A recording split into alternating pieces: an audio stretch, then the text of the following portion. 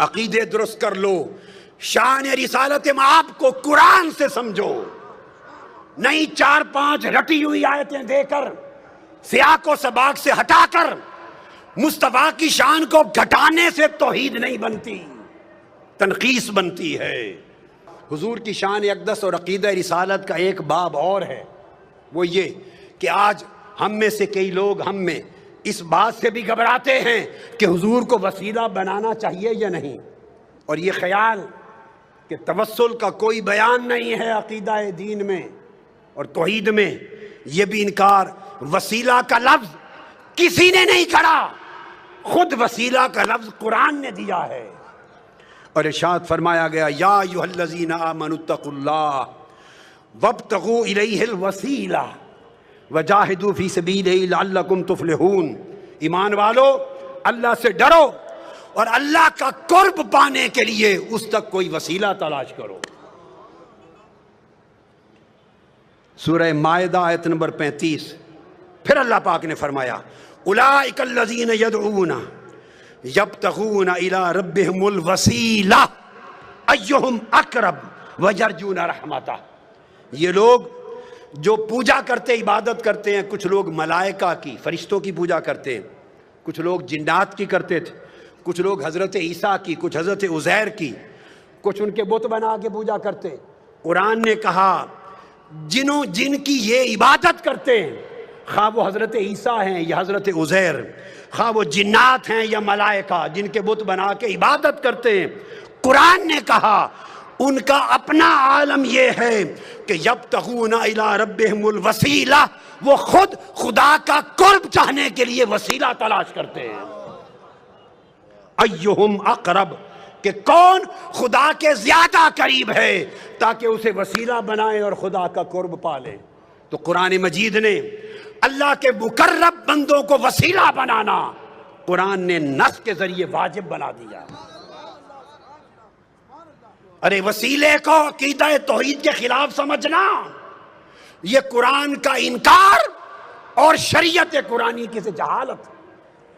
پوچھو حضرت یوسف علیہ السلام سے، جب ان کے والد حضرت یعقوب علیہ السلام کی بینائی چلی گئی تھی اور ان کے 11 بھائی حاضر ہوئے مصر میں، جب وہ وزیر تھے، بادشاہ تھے مصر کے، اور بتایا کہ حضرت یعقوب آپ کے والد آپ کے غم میں، جب ملاقات ہو گئی تھی، غم میں رو رو کے بینائی دے بیٹھے۔ اب قرآن کہتا ہے جب پتہ چل گیا کہ بینائی چلی گئی تو کیا کرتے؟ یوسف علیہ السلام ہاتھ اٹھا کے دعا کرتے، عرض کرتے باری تعالیٰ میرے والد حضرت یعقوب کی بینائی لوٹا دے۔ آج صرف یہی طریقہ بتایا جاتا ہے نا، صرف یہ۔ تو یوسف علیہ السلام نے یہ کام نہیں کیا،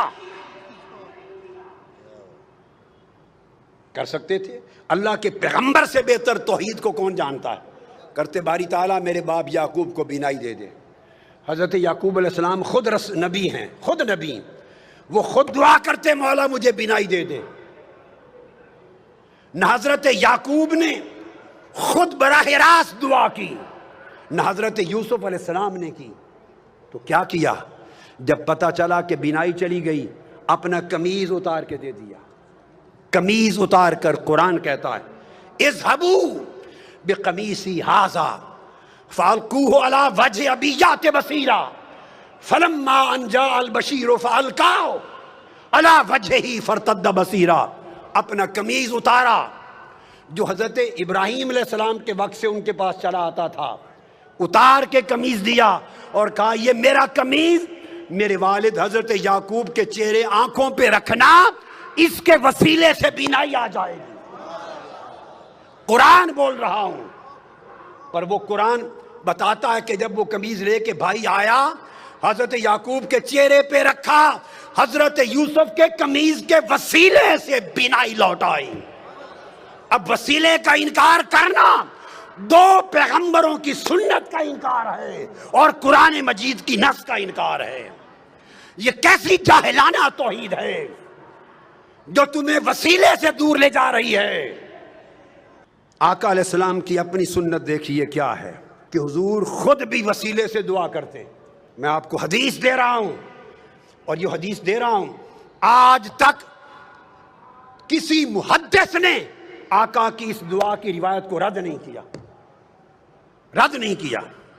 اور وہ دعا کیا ہے کہ سیدنا علی المرتضیٰ کرم اللہ وجہہ الکریم کی والدہ ماجدہ جب وفات پا گئیں، حضرت فاطمہ بنت اسد بن ہاشم آقا علیہ السلام کی چچی تھی، پالا تھا، پیار کیا تھا.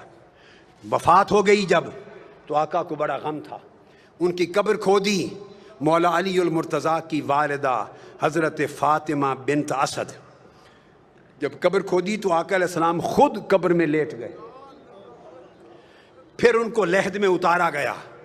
لحد میں اتار کر جب اتار چکے تو آقا علیہ السلام نے خود قبر پہ کھڑے ہو کے دعا کی.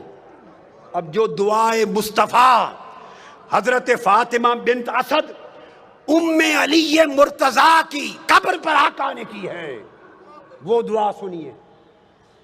اس کے بعد وسیلہ مصطفیٰ کا انکار کرنا، اس کو چاہیے کہ دین اسلام چھوڑ دے، وہ بے ایمان. کسی محدث نے اس کو رد نہیں کیا. آپ نے دعا کی اور دعا کی اللہم الذی اللہ الذی یحیی و یمیت و حی لا یموت اغفر لأمی فاطمہ بنت اسد ولقنہا حجتہا.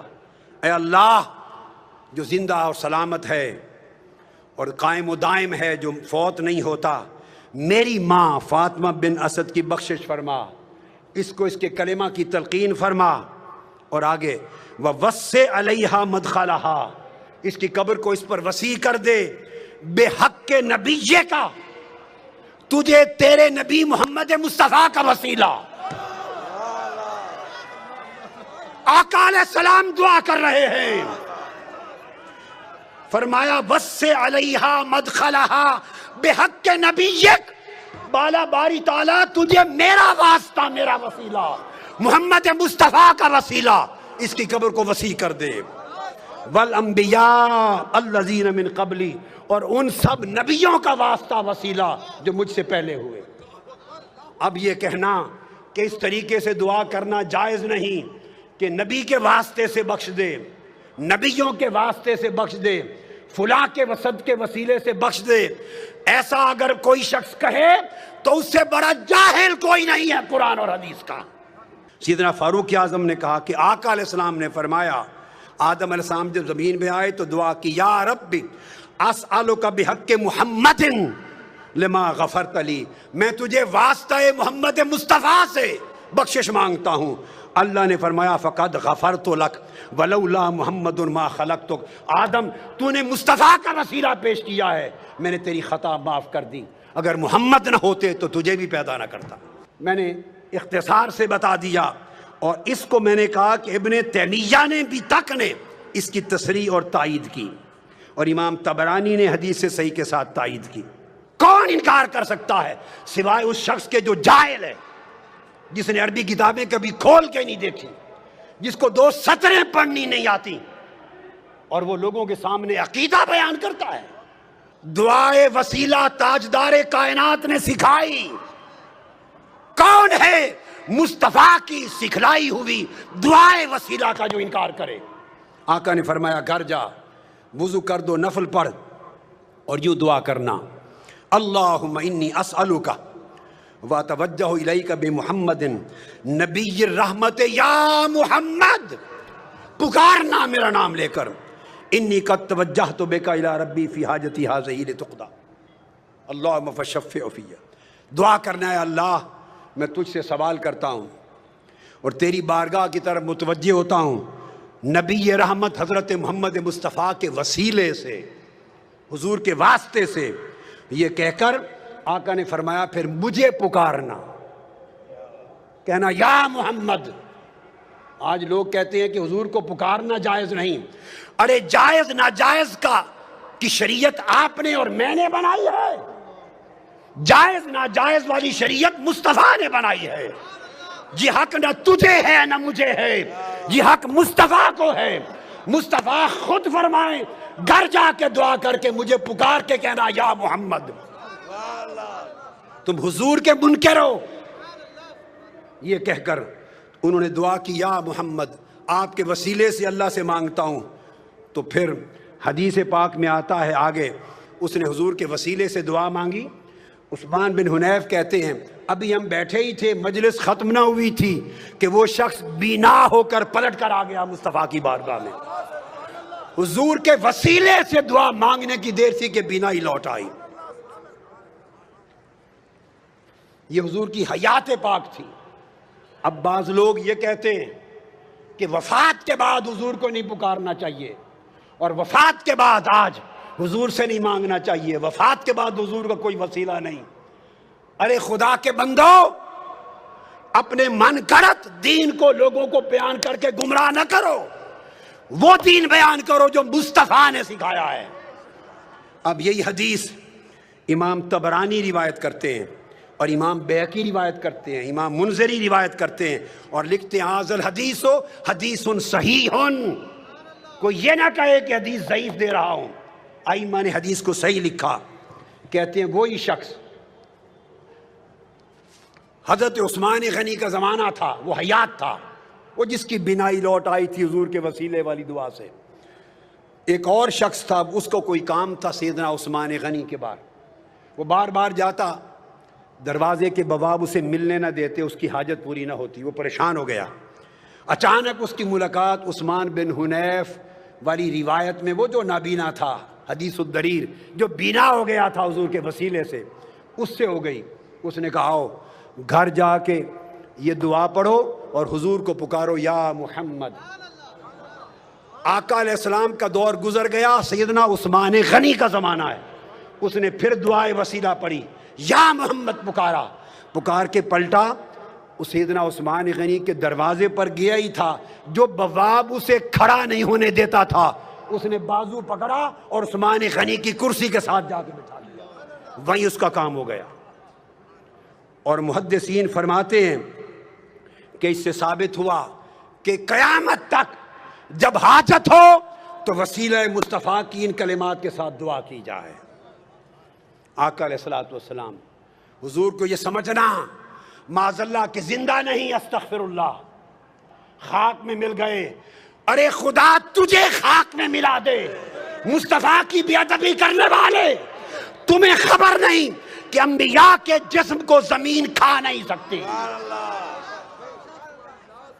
شہداء کے جسموں کو نہیں کھاتی, اولیاء کے جسموں کو نہیں کھاتی. تم انبیاء کی بات کرتے ہو اور پھر سید الانبیاء کی بات کرتے ہو.